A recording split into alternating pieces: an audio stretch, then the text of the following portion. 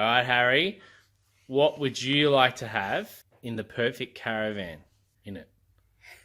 I would like video games, more video games, and some video games.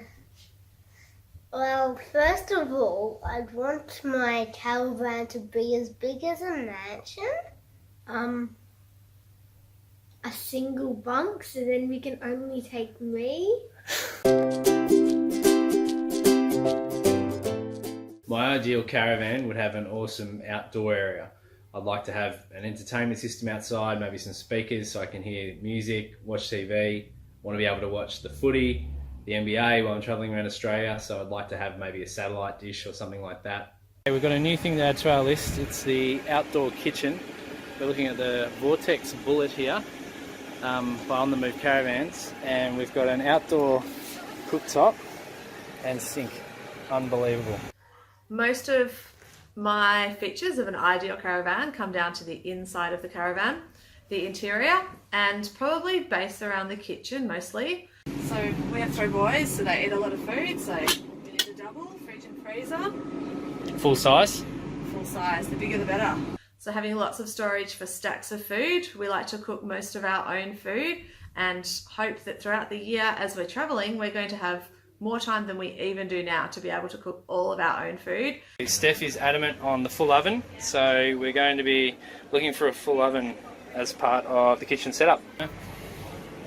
We need the triple bunks, and I love these steps that just look like they're part of the van. I really like a separate toilet with a sink and then a separate shower room, which means you can have your shower and get dry in a drying room space without the toilet getting really, really wet.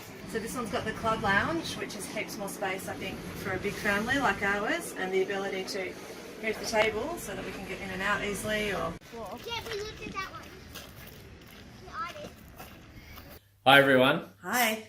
So we're going on our big lap of Australia, which we announced in episode 1, and we talked in our last episode about how we're going to afford our big lap of Australia. And to do it, we can't head off in our car. There's a lot we need to do, and we're basically starting from scratch.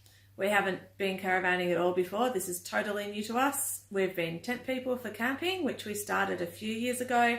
We've always loaded up our Holden Crewman, which we showed you last week, packed it full, and off we've been. So we're totally starting from scratch when it comes to choosing a setup. So going from tents into caravans, we haven't really gone through the rite of passage of owning a camper trailer and a pop top and going through. We're basically going from tent to caravan. And starting off, we weren't really sure about how to go about finding the right family caravan for us. To start off, we started talking to friends and family who've been caravanning before. My parents have recently, when I say recent, a few years ago, went around Australia in their caravan on their own. And I was able to talk to them, and there's been other friends we've spoken to about different caravan setups and things like that as well to help us start to get our heads around the different ideas. It was literally totally new to us. We had friends talking about expanders and pop tops and this and that, and we were literally newbies learning all of the jargon right from scratch. And I was pretty happy with the camper van approach to go around Australia, but you were absolutely adamant that you wanted the full caravan for the trip for the whole family, right? Yeah, for 12 months, the big clincher for me was that we had to have beds that I didn't need to set up every time we stopped somewhere. So that was the real deal breaker for me. And when we started researching caravans, my first concept was, all right, we'll buy a second-hand caravan. And we started to look around, and we quickly learnt that caravans themselves actually really do hold their value, don't they? So amazingly so. Yeah, so there's really not a massive difference between having a second-hand caravan versus one that's more modern with all the bells and whistles. But I think the clincher for us was what we learned about the warranties and how warranties for caravans are different to, say, warranties for cars. So with a caravan, even if it's only a couple of years old, still under warranty with the original owner, that warranty won't transfer over to a subsequent purchaser. So that means that even if you're buying a 1 or 2 year old van, you're losing the warranty and all the advantages that come with that. And when you're doing a massive trip, even in such a new van, it just doesn't make sense as a purchaser who's used to used cars, but that's the way it is. So it falls under different laws than what, say, a vehicle does. So once we worked out that there wasn't too much difference in value between a second-hand and new, warranties don't transfer over, and obviously the fact that you can get a caravan to suit you and your style with all your options, we thought, we're going to go for a full-size caravan. So that's sort of where we got to. And then we had the whole issue of we had to find the right caravan. So we started off by thinking, let's go to a caravan show. We had a local one coming up, so we thought that's the best way, just to go around and see everything. Otherwise, you're spending weekend after weekend in yard after yard looking at each of the different brands, aimlessly searching the internet. And I guess by going and doing the show, we were able to see a lot of caravans in a very short amount of time. The show was brilliant. It was a great day because we could literally just go from one manufacturer to the next, and they were all there. Most of them had setups of family vans that we were looking for. You had to hunt for them, though. You did have to hunt. Sometimes we were thankful to the manufacturers that had their signs up pointing for the family vans. It seemed to make sense. We went to the Melbourne Caravan and Camping Show, and we spent the whole day walking around trying to find the family caravans. We didn't take the boys, by the way. We went on a school day that we were able to go away together for the day, thank goodness. So the kids weren't with us, and that made a big difference. And I think it was on a Friday, so it made it a lot easier because the crowds weren't as big either. But it got to the point where I felt the caravan salespeople in some cases were quite pushy. And, what are you after? When are you looking to buy? And asking all the sales questions. And I've been a salesperson, so I know, right, are you just qualifying my sale? But in the end, it got to the point where we'd approach a caravan area and said, okay, just show me where your family caravans are and leave us to it. Thanks very much. So that sort of cut out the middleman. And by the end of the day, I think we'd been across 20 to 30 different manufacturers, most of them local here in Melbourne. Yeah, which is awesome, but they do start to blend into one. And at the end of the day, it was funny. The standout for me was the first van that we saw, probably because it was really the first one of its type that I'd seen at all, ever. So to me, that kind of stuck in my mind. And there were features of other vans, but we really quickly learnt that when we were what we were after was pretty much the same across the board. There wasn't much variance between the manufacturers, which really surprised me. Obviously, there was a formula that works and a layout that works, and that was just kind of the layout that you got. Didn't really matter which manufacturer. I remember there was one caravan that Steph went into that she really, really liked, and she spent like 5 or 6 minutes in there, and I started to get caravan overload, so I sort of stopped looking as much. I was like, all right, I've got my information. I'm just going to go online now and start looking at caravans. I've seen enough. They've started to blend in. And Steph's saying, oh, this is really great. You need to come in and have a look. And I then turned up and looked at the little sticker and the sale price. It was a $110,000 fan, and I immediately ordered her out of the caravan and said, no, this isn't for us. And as Steph's literally being pulled out of the caravan, she's like, I really like this fan. I'm like, yeah, I bet you do, and pointed at the sticker on the way out. So yeah, she has good taste, and unfortunately not a budget to match. Have a little bit of variety, and obviously it was a big van. That was a big van. There was a number of things. So by talking to our friends and family, by doing our own research online, and then going to the caravan and camping shows, we were able to put together this big list of things that we had to have in a caravan. And then we also had a bunch of advice from various people in different areas saying, oh, make sure you don't go over 23 foot. You won't be allowed in this place. Make sure you have your grey water because you won't be able to camp in this place. And a lot of them turned out to actually be myths when we went and explored the information. But everyone's got an opinion, even if they don't have a caravan, or what type of caravan you should have and why you should have that caravan. But by going and doing some research first, going to the shows, then looking up online all the different models and comparing them, we quickly whittled it down to 1 or 2 different caravans. Probably has a bike rack on the back as well. Yeah, okay. And then you've got the storage and the cupboards for us.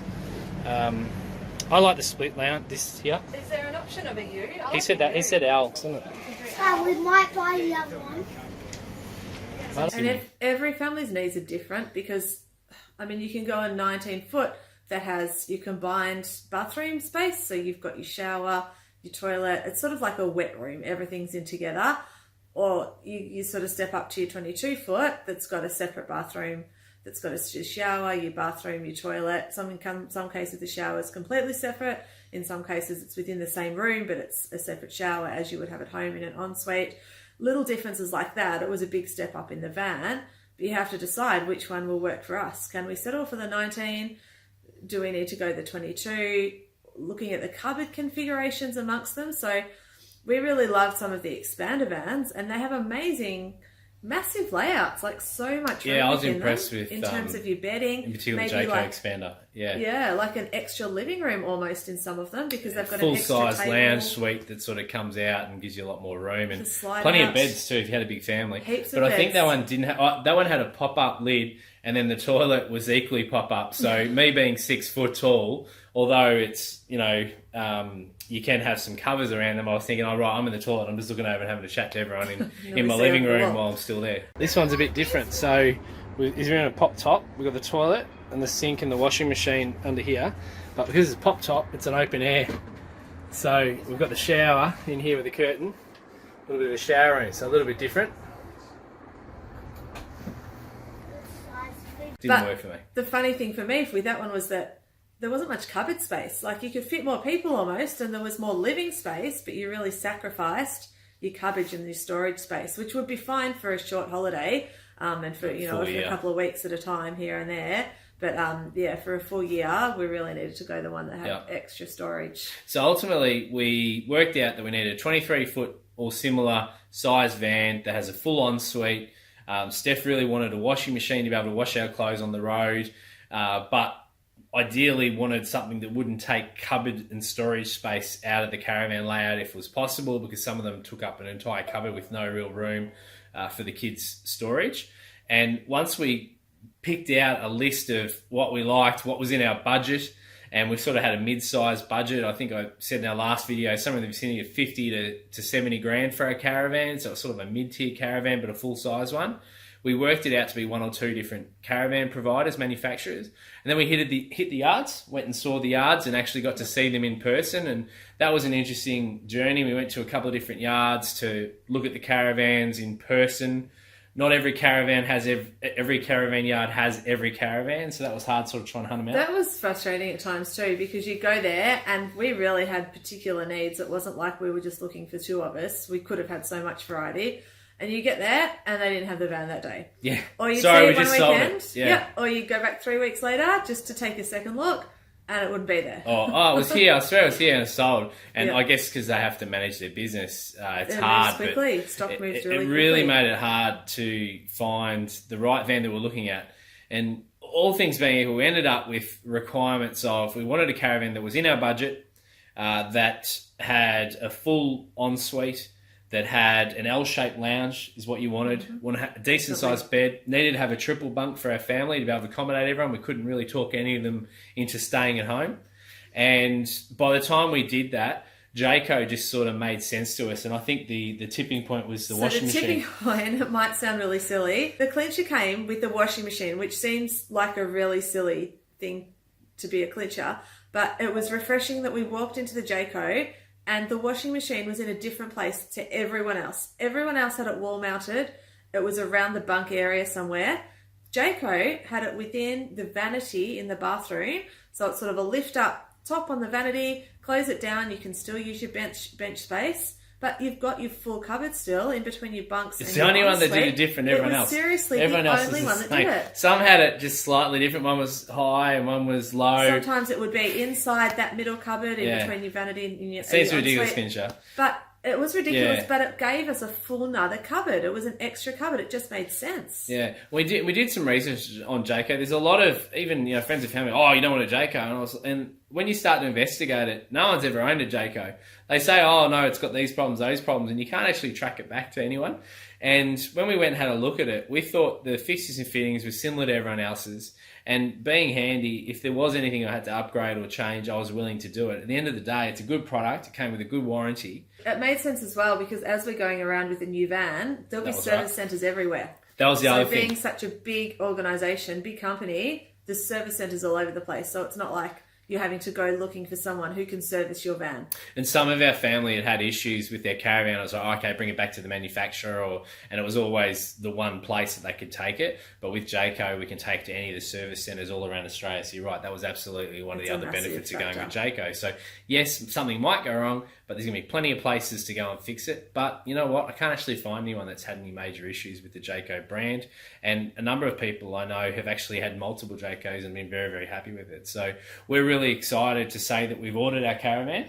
We were fortunate in the windows of manufacturer. So the other thing about having a big manufacturer that produces a lot of caravans, when you order it, you can get a bit of luck in that it might be a short bit of time to get your caravan, or it could be a really long bit of time, depending on which model they're making and when, how many they're making, and how full the line is going to be. Yeah, how many orders they have. So we were able to slot into a November development schedule, which means that we're going to have our caravan in the first week of December, which is going to be absolutely perfect timing for us to be able to do well, it's cutting it fine, to be honest, but we're going to quickly do a couple of shakedown trips, go and load it up, and then head off on our trip around Australia from Christmas. So we're really excited about that. Yeah, we're all set. Yeah. We've started to shop for furnishings. Yeah. I'm doing the important stuff. The boys chose their doona covers yesterday. So we're getting down to the finer details. So then my mind now turns to, we absolutely put the cart before the horse, and I think that's important because... That was an interesting one, because as we looked around, so many salespeople said to us, what's your car? We needed a car. We didn't have our car yet. And had we had our car, we may have been restricted on which van we could buy, because many of the vans are too big or too heavy to tow by some cars. So to us, it made more sense needing both to choose the van first and get the car. Yeah, because if you think about it, you're going to spend most of your time living in the caravan. If you're restricted by, oh, my car can only tow X, Y, Z, you're going to miss out possibly on your dream home for the year when you go around Australia, or your holidays and things like that. So by choosing the caravan first, we're able to say, do we need to get a big American truck, which I was very keen on, Steph was absolutely against, or can we get away with something smaller? And ultimately, that's the decision we can now make, and we're going to look at in the next episode, is what car have we chosen? Why have we chosen it? And how does the car, the caravan, all the weights hang together? And it's something you need to think about when you're choosing your caravan, weights and safety. And we'll go through that in a future video, but all of that came into this big decision-making process. So the caravan we've ordered is the Jayco Journey Outback. We're getting the 2268-1 model, which is a triple bunk caravan with the internal ensuite shower separate. It's got the washing machine. We're going to get a lot of options up front, and the reason for that is how they calculate payload. So it comes back to those weights. If you order a caravan today, just standard, they're going to manufacture it, put the payload on it, and then that's going to give you your maximum weight of the caravan. If you then add extras, options after that point, they come out of your payload. If you order your caravan at manufacturer with all your options on it, they weigh it then with all the options, then they add your payload. So by getting a lot of options now, by deciding, you know what, let's just go for those options, it's going to cost us a few more thousand here or there. However, it's going to mean that we're going to have a bigger payload, and we won't need to add anything to the van, and we won't have those issues that we might have otherwise had. Yeah, I don't think we'll have any concerns really in terms of what needs to go in the van. We'll still be careful, but we're not concerned about that now. Whereas if later on we needed to add another battery or lots of different things, then it can become an issue. Yeah, so with the caravan we've ordered, we've got a payload upgrade as well. So we're going to end up with the best part of 600 kilos on the payload, give or take. So that's going to make a big difference to us when a standard caravan payload, or the ones we're looking at the show, were anything around 400 kilos, something like that. So that's going to make a really big difference for us as a family of 5 travelling around Australia, because the more weight you can take, the better. You know, our boys like to drink a lot of milk. And we carry a lot of Lego. We can have 20 kilos of milk at a time, plus absolutely. our Lego. There's a big percentage already. If you could take only one toy, what toy would you take with you? One Lego brick. That's going to be a lot of fun. If you could only take one toy, what toy would you take with you in the caravan? Oh, it's a hard choice, but it has to be a tool. All right. Other than Lego, what toy would you take with you? A different type of Lego. Don't jump around. I do like dinosaurs and pirates. Adventures of Mr. Lego Brick. Okay, we can work on that. What's a working title? We'll work on that. I think Lego. That was something we had to do. Next was, okay, boys, need to start to get your head around this. You can't take all your Lego from the Lego table. You can't take everything from your room in the caravan. You need to start thinking about what is the 1, 2, or 3 things you need to take with you around Australia. We did the shop at Kmart during the week, and they had a look at some of the tubs. We haven't chosen which one we won't choose till we get the van, that might sit on the end of their bed, and they said that's what your toys will go in. You can fill that that's it. And I think they're starting to get the idea, but when we actually get down to the nitty-gritty, might be a different story. Yeah, absolutely. So that's it for this week's episode. We've now basically decided we're going around Australia. We've organised our finance and we've shared how we've gone about financing this trip. We've now worked out which caravan we want for the trip and ordered it. Next week's episode, we're going to tell you all about the vehicle and the overall vehicle plus caravan and the whole weights thing we had to go through for our trip around Australia. We look forward to sharing that with you. And until then, we'll keep sharing on social media. So make sure you follow us on YouTube, Facebook. They're our two main channels that we're sharing. We're also on Instagram as well. So hopefully you can connect with us, follow us on our journey. We're not planning to spam you or anything like that. We're just going to share everything we do as we go around the planning phase and then as we launch into the new year and our big trip around Australia. So we're really looking forward to it. Thank you. We'll see you again next week.